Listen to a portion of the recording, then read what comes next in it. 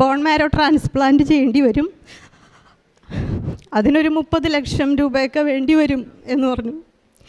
മക്കളാകെ തകർന്നു പോയി അവിടെ വെച്ച്. കാരണം അവർക്ക് എന്ത് ചെയ്യണമെന്നൊരു പിടിയില്ല. കാരണം എനിക്ക് അസുഖം വന്നപ്പോൾ എനിക്ക് താങ്ങായി നിന്നത് ചേട്ടനാണ്. അപ്പോൾ ചേട്ടനും കൂടി വന്നപ്പോൾ അവർ വിചാരിക്കുന്നത് ഞങ്ങളുടെ മമ്മിക്ക് വയ്യ, പപ്പയ്ക്കും കൂടി വയ്യാതായി ഞങ്ങൾ എന്ത് ചെയ്യും, മമ്മിയോട് ഇതെങ്ങനെ പറഞ്ഞ് മനസ്സിലാക്കും എന്നുള്ള ചിന്തയായിരുന്നു അവർക്ക്.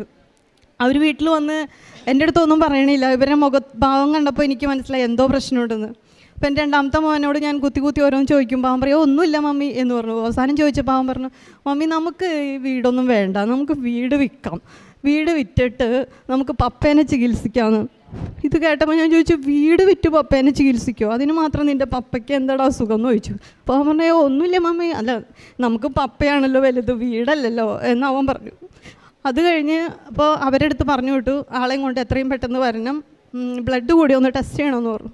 അങ്ങനെ ജൂബിലി മിഷനിൽ വീണ്ടും ബ്ലഡ് ടെസ്റ്റ് ചെയ്യാൻ വേണ്ടി പോയി. ബ്ലഡ് ടെസ്റ്റ് ചെയ്ത് കഴിഞ്ഞാൽ അതിൻ്റെ റിസൾട്ടും വന്നു കഴിഞ്ഞപ്പോൾ ഇതുപോലെ തന്നെ പറഞ്ഞു, ബ്ലഡിൽ ക്യാൻസറാണ്, ആൾക്ക് മൾട്ടിപ്പിൾ മൈലോമ എന്ന മാരക ക്യാൻസറാണ്, അപ്പോൾ ആൾക്ക് ഒരുപാട് ബുദ്ധിമുട്ടാണ്, ക്രിട്ടിക്കൽ സ്റ്റേജാണ് എന്നൊക്കെ പറഞ്ഞു വിട്ടു.